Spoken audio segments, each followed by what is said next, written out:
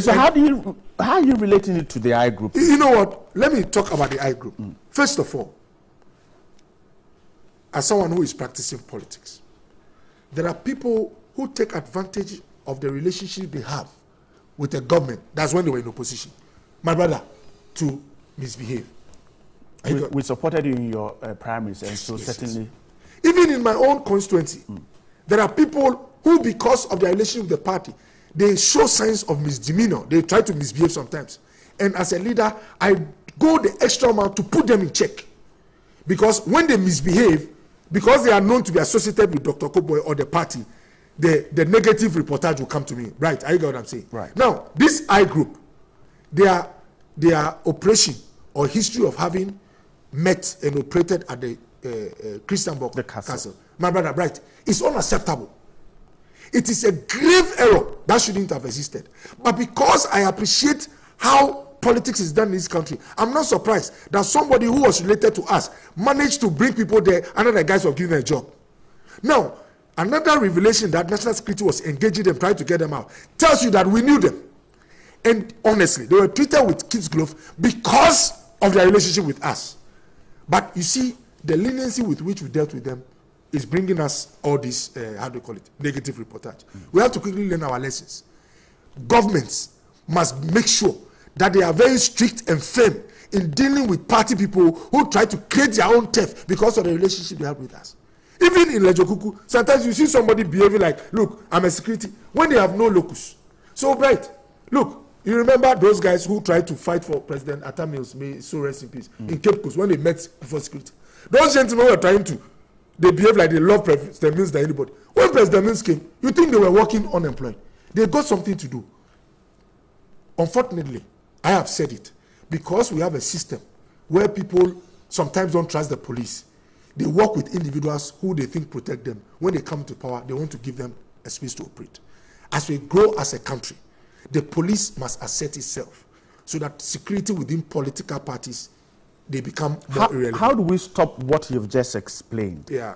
How do we stop it? And so people who find themselves associated with certain political parties, certain political figures, now that person is in power and that person is misbehaving. How do we stop? I think the first point of call is to have very strict codes of conduct for those who start working with us, not in government, even in opposition. Codes of conduct. You know, most of these guys that politicians will work with, there's no guidelines dictating their behavior. So sometimes most of them are impulsive. Let me not say some of them are impulsive. Look, I've dealt with people who are very disciplined when I was in opposition. I still work with them. Very disciplined guys. They take serious instructions. They try to make sure that they assist you so that nobody harms you. Look, I know gentlemen too. In fact, one particular guy who is very disruptive. He's been working with us. In fact, he was active in the party before I joined. Very disruptive guy.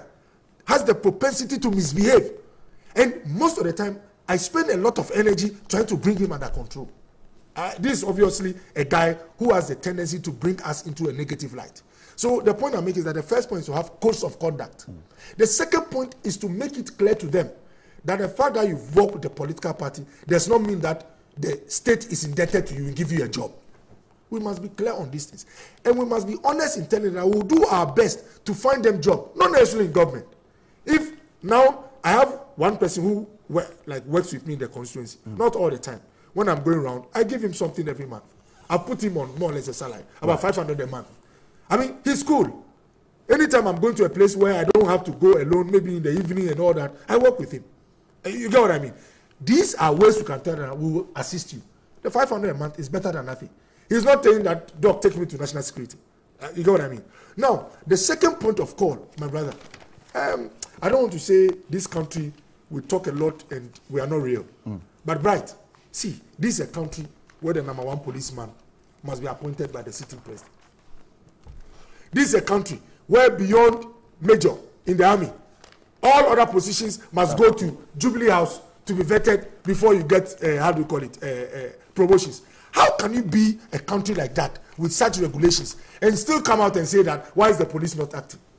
So I've said it before, that the 1992 Constitution might have had good intentions for security of the state, for making sure there is this connection between the executive and the security couples. But right, as we grow, we must make sure that the police is independent. The IGP himself, the #1 policeman, unconsciously, he's indebted to whoever sits as president. Why don't you have an arrangement where to become the IGP, there is an independent body. This body is a structural body set up by an act. You have, let's say, the Christian Council having a rep, Ghana Bar with a rep, GPRT with a rep, an unbiased independent group.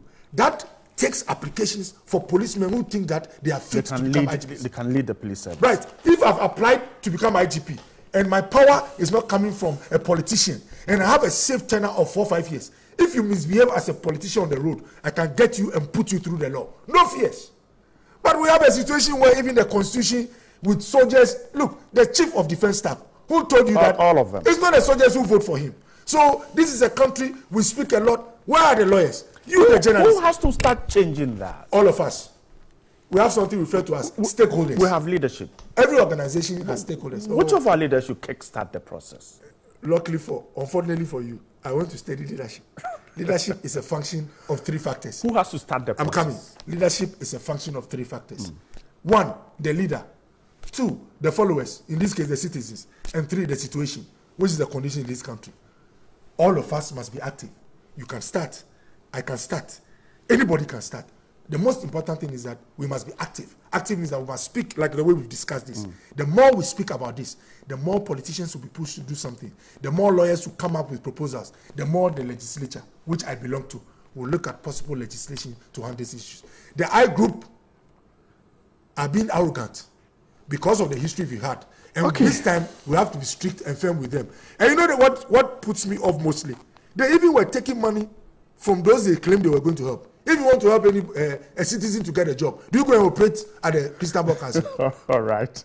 When we come back, let me end with this. Okay. The last time when I spoke about vigilantism, I ended with this same thing.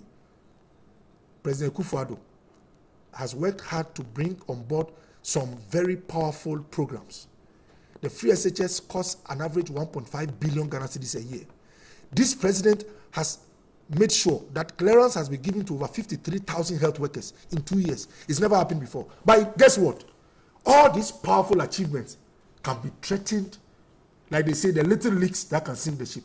By this, I don't want to use the word funny, by these guys who think that they work more than anybody when we're in opposition.